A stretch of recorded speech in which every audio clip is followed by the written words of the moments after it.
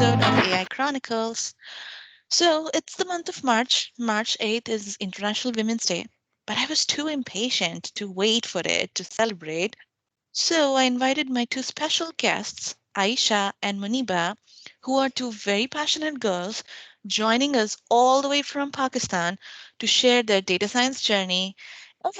And there is a small but very cool technical surprise that will be revealed in this episode. Stay tuned.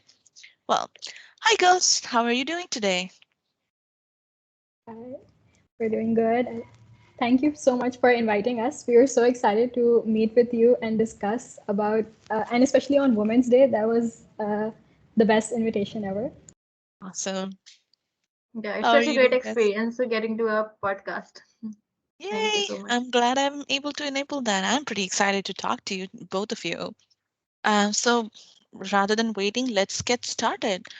My very first question is, what motivates you to be in the realm of AI? Who wants to go first? I'll go. Okay. Uh, Go. I think for us, AI is just like this new unknown field, like going into uncharted territory, and it's just so much fun because it's not everyone is an expert, everyone's new towards it, everyone's learning as they go, and that is the most interesting part about this whole field. That a beginner is at almost at the same level as an expert because we're just discovering as we go. How about you, Aisha? Yeah, and there's this fact that AI has such a potential. There are so many things, so much stuff you can do with AI. If you start thinking about it, different possibilities keep coming up. There's no limits to that.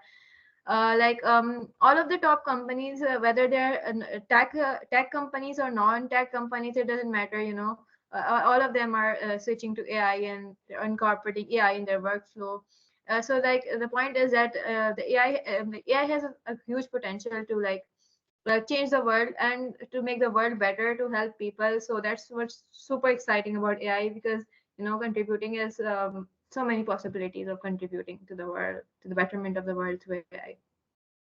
I love how you phrase both of you like it's betterment of the society, enabling world with more opportunities, and AI has great potential. I think that's going to be my main highlight of this entire episode. AI has great potential to be used for the betterment of the society. That's really, really awesome.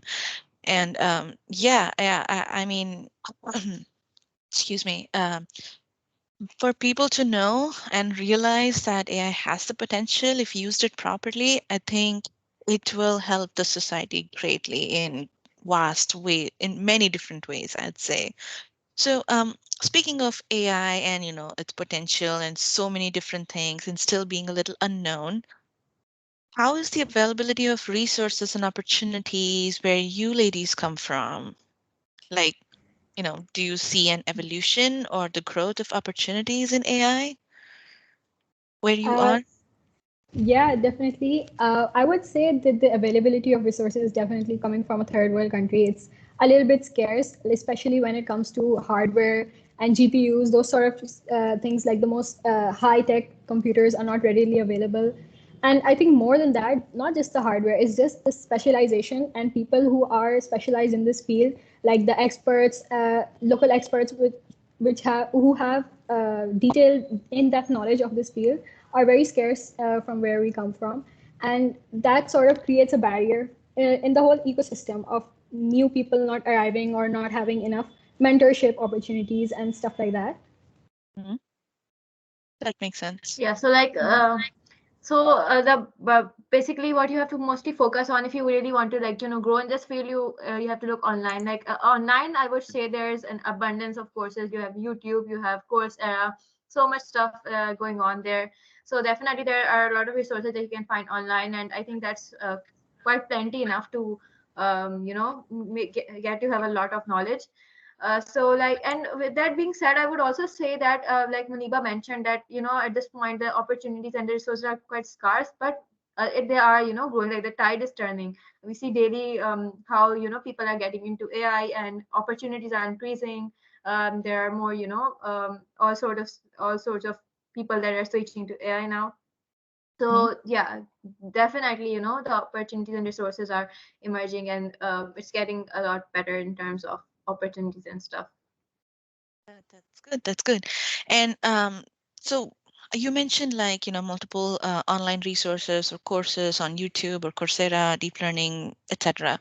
So what do you two do to find any such opportunities? Like, do you have like a favorite resource that you go towards, or what is it?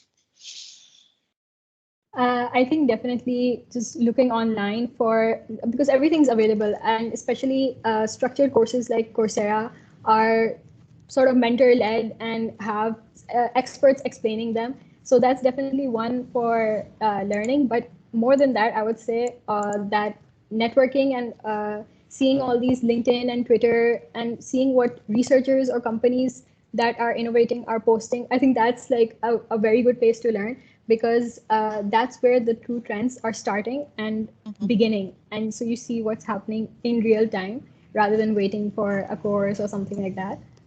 Correct, correct. Very nice. Like basically you learn the most by looking at different people's projects. So whenever there's some you find out, okay, this person has done a great project, or someone has won an award or something like that, that's like you should uh, I wouldn't like say, of course you shouldn't copy the idea, but at least look like what got them thinking about the solution, how, what, like, of course, because the main thing finding solutions to problems. So you should take inspiration of the way people find solutions to different problems in the society. Fair, fair. Very well said. And all of us know that, research and tools and people are just doing so many things. And every day I wake up, I open LinkedIn or Twitter, there is something new. There's some new model coming up. France is coming up with like Mixtral and whatnot. And then where we have Sora, and oh my gosh, it's hard to keep up. What do you do to stay up to date in this field with this, exponentially growing AI research and tools? Okay, so you just mentioned LinkedIn. I think LinkedIn is definitely, you can find a plethora of information over there. There's so much stuff going on. Even it to the point can even get sometimes annoying. Like you see, oh, how is this person?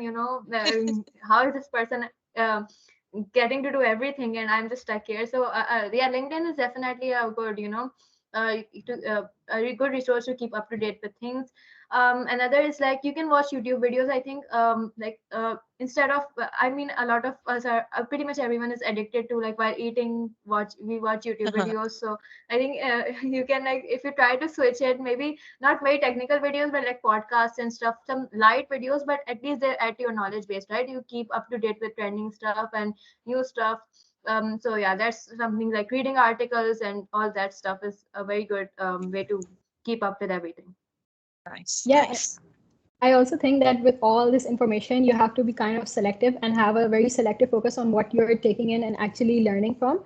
So whenever we follow people on LinkedIn or Twitter, and it is just so much at once, I think sticking to what your main interest is in a subfield and following top researchers in that field and seeing what trends are emerging from that, and even setting out time intentionally to learn those things that you see online, and being intentional with how you practice it. So not just stopping at seeing all these new resources, but actually using them and trying them out and seeing how they actually work. Do they perform as they claim to be, and stuff like that?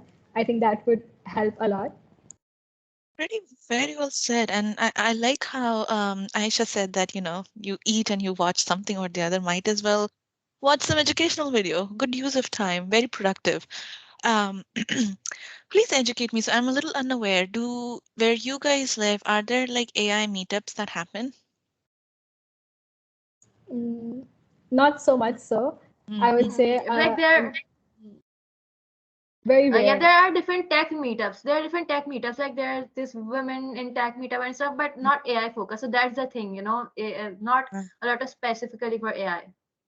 Got it, got it. Yeah, see, yeah, that's something like, so when I'm asked this particular question, my first answer is meetups, because there has been like a lot of AI meetups that are happening. And of course, being in the heart of technology and innovation in San Francisco, California, you get that advantage. But yes, I don't think like, all parts of the world have that, but I'm just glad that there are, different other tech meetups, and I'm sure AI meetups will take place pretty soon in your area as well, especially with the growing interest. Um, as we spoke about, like, the opportunities and the resources that are available, but when you ladies are like, when you started building your career and decided that you want to be in AI, what are some of the challenges that you face or you have faced while building your career? I think that we're still in the beginning stages of our career. We're like still in the early stages of building out what we're seeing. And I think one of the main problems that people who are early on in their career is that they face this excessive pressure to perform or to come up with something innovative every single time, Mhm. every single project. And it just builds up to the point of burnout where you're just performing and running for this goal. And I get that you have to hustle early on in your career, but when it reaches that point, you have to realize that taking breaks is also as productive as sort of working towards these projects. And even a lot of the challenges that we face is when we build out projects and they're not exactly what we envision them to be, and facing these errors, and we're just stuck on this one problem that you can't fix, and you're spending weeks on it, and you feel like you're not going anywhere. And I think in those situations, you have to really step back and think that I'm doing this project to learn, to actually grow my skills. And it doesn't matter if the project is not perfect, if it's not the best project in the world. As long as you're learning, as long as you're focusing on the fact that you're progressing, slow progress is still progress. I totally agree with it. I couldn't agree more. That's really well said. You want to add anything, Yeah. Aisha? Yeah, so another challenge like that really got me thinking was, like a lot of course, since we're university students, there's a lot of time that we spend doing university stuff, and we have so many projects. So, since we're so interested in the field of AI, we try to incorporate AI in almost every project. But the thing is that, as university still stuck on all of the, like, AI is quite new. So Mm. we face this challenge too, that if we want to incorporate this sort of stuff in projects and stuff, then it's hard to get people onto this idea that this is also a good idea. Like they're like, not everyone gets it, especially in the older generations. They just want to be stuck on that years old course. They're like, no, nothing new. So that's also, to convince someone that open up your mind to these new possibilities and all that stuff. I agree. Yeah, and I think I'd also add my 2 cents in that is that for me, especially being here, that FOMO, it's like fear of missing out, is a big deal. And how you navigate through that, that's in itself is an art. I think when I was building my career, and I won't say that, my career is like built up. I'm still learning. I think it's gonna be an evolving process, continuous process. The FOMO, that's the part you have to figure out how to deal with it. And it's it's, as Moniba said, that slow progress is progress. I think when people understand that, it just makes a huge difference. I really liked how you said it. Thanks a lot. And speaking of that, do you have any career aspirations that you'd like to share with us? Okay, so we have a lot of career experience. I don't know. Some people may even call them delusions, but one can hope, right? You never know what Yeah, might happen. Yeah, so exactly. there we definitely. Of course, the main is like, since we're pursuing this field of AI, we want to actually make some sort of impact, right? Like, what's the point of doing all of this hustling if you don't end up making some sort of impact, making some sort Mm-hmm. of mark, and we want to like contribute to the field of research. That's we really want to, like, go ahead and do some sort of contribution to the research, AI based research.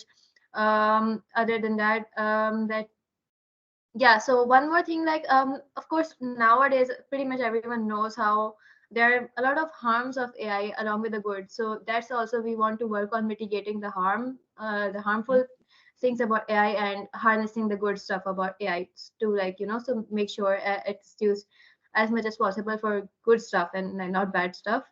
Also we want to, like, I want to find a community of like-minded individuals like you, that we can, we have in common this passion for AI with. And like, it's something like we want to, in a few years we want to be working so that when we wake up every day we get excited, we get excited to work, get, it's like, feels good to be working. Yeah, so these are some of my career inspirations. Yeah, definitely. I would so agree with Aisha, because a lot of the times just focusing on a specific job that you have to get and then that's your career goal achieved. Rather than that, we sort of focus on the work that you're actually doing. Is it impactful? Is it helping? And one of the things with AI is, and that we both, when we work on projects, is we think about people who aren't a part of this journey with us, or who are not gaining all the benefits of AI, and we want to bring AI and benefit them as well, and see how it can benefit their growth. And even with some of our projects, we see the struggles which people go on a daily, and see how we can use AI to make that much, much better. Even researching about these different minute details, you could go into one section of AI and NLP and just do a huge research paper on that. So maybe something like that in the future. That's good to have. Whoever would call it a delusion, let them call it. You can prove your point. I mean, right now with the possibilities that are growing in the field of AI, a decade ago, you might have thought that it's a delusion. Now it's the truth. I mean, look at the self-driving cars, for example. Who would have thought that would work? But it does. Anyway, um, this is a good segue to my next question, and which is, you talked about projects, and I know you guys worked on a very cool project, and that's how I know you. I came across you. So it was, I believe, a hackathon organized by Cohere, and tell me, what was the app that you ladies built? What was it about? Okay, so our app Byte, it was basically, it's an app that is, it acts like a nutritionist in your pocket, right? So it's a mobile app basically, and the main feature of it is that, like, it's like, it's aimed for, health enthusiasts and people with different sort of allergies and food intolerances, mostly those people. And anyone in general, who's concerned about the nutritional intake. So basically what they can do is that, let's say you are at a grocery store and you're picking out something to eat and you're not sure if it's good for you based on your goals and your health implications. You simply scan that product, and the AI would tell you, based on your specific health history and your health information, it would tell you whether that food item is good for you or if it's bad for you, how much of it you should eat. Not just that, it would recommend some alternate food products which are more aligned based on your health goals, which are also similar to the product that you just scanned. So in a Mm, nutshell, that's what the app is about. Yeah. awesome. And what was the motivation behind building that app? For us, it was definitely just seeing everyday people struggle with certain tasks, like people in our own family, how they have certain dietary restrictions or health problems that in which they can't eat certain foods. And it's a big barrier because every single time you have to scan the ingredients, you can't fully enjoy all the products that you buy because you have to just stand there and read all the ingredients. Is it good for me? Is it bad for me? I don't know.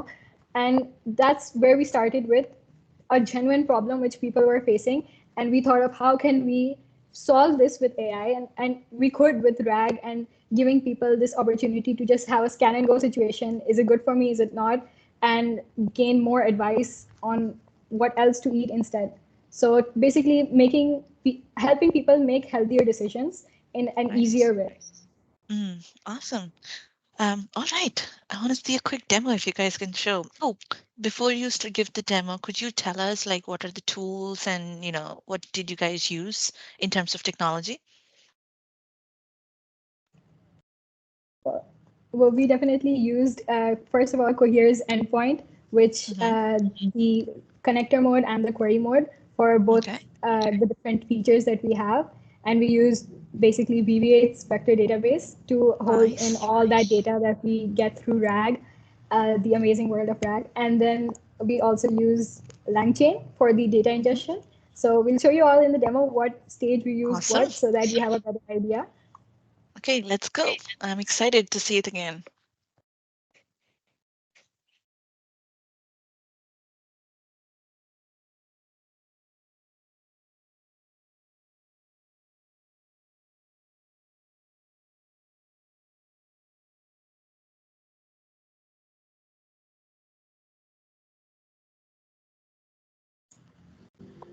Let me know if my screen is visible.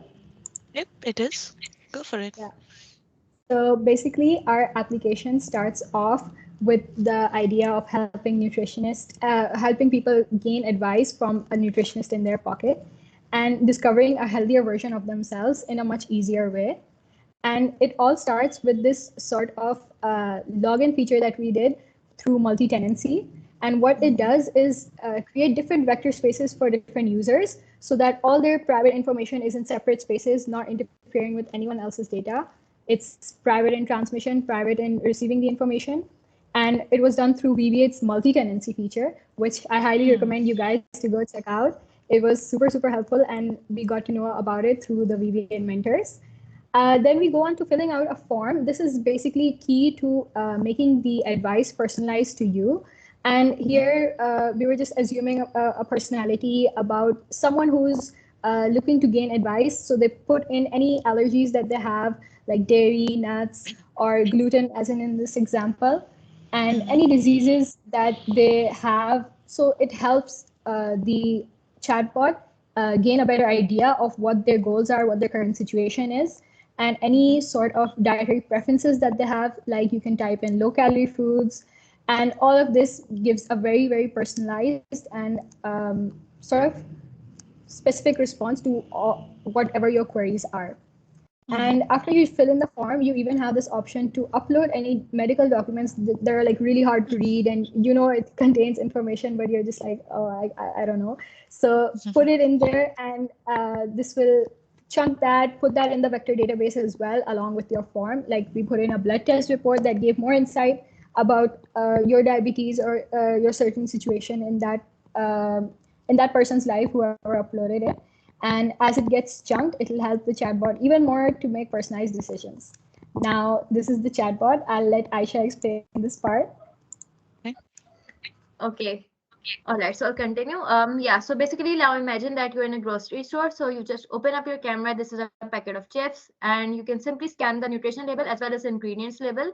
And after you're done scanning, you just take this picture. And what happens is that when you can ask a question side by side. You can, like, after you Mm. upload the image, it's your choice. But if you're in a hurry, you can just send it as it is. Otherwise, you can even ask a question like, should I eat these chips?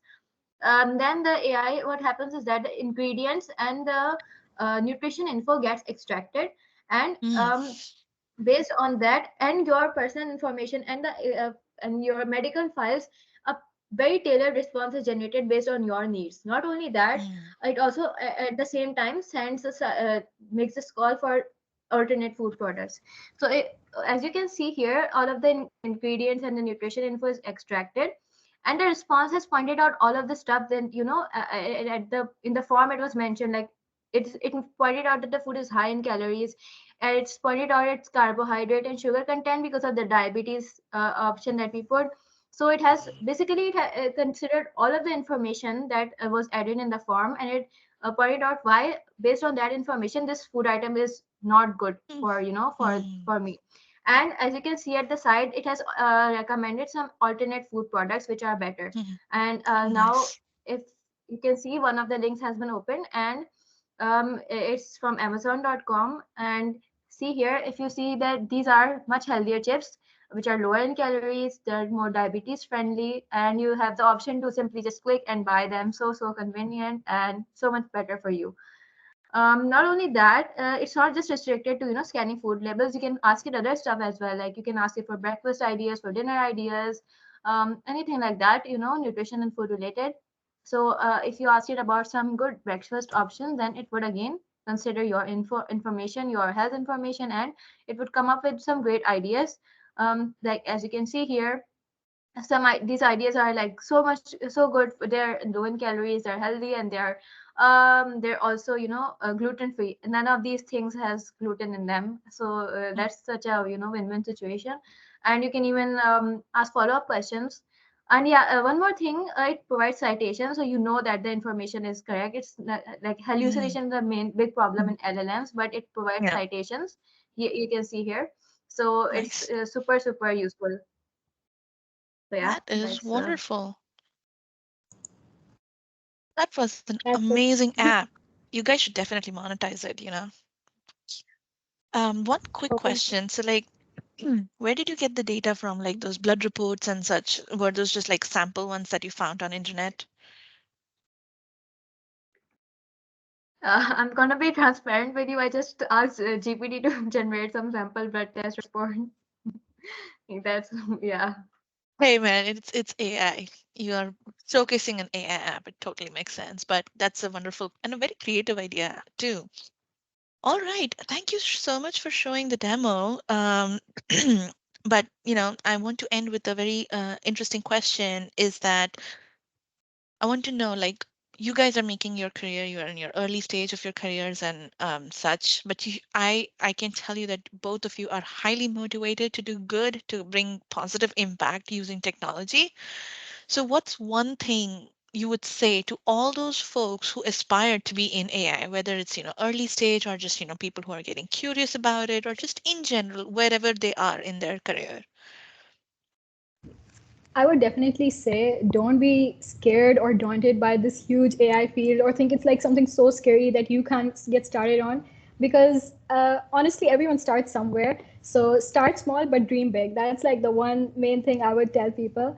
And just focus on developing your foundations. In the early stages, I think having a strong intuition about what you're learning, understanding what it is that you're doing and how things work together is so crucial because coding is not the hard part. It's understanding and the implementation and the intuition that goes into implementing these solutions are those people are the ones that come up with the greatest innovations and solutions, and you're just left amazed by how much they can accomplish. Totally agreed. And one more thing is that I mean, it's something that I can say from my own experience is that it's so easy, especially right now with so much information that is available everywhere. It's very easy to Hmm. get into rabbit holes of information and just keep learning and learning and learning and learning, but you're not doing anything, so it's pointless. So the main thing is that don't just learn, like apply. See, practical application is so it's much more important than just learning and everything. So as you learn, also apply, like whenever you learn something, try to build a small project, just run a Google Colab notebook or a Jupyter notebook to just just copy code and run it. Even if you don't Yeah. have enough time to do it from scratch, just do something. That's the main thing. You have to like do something, and Yeah. that will really take you from beginner to hopefully soon a pro level.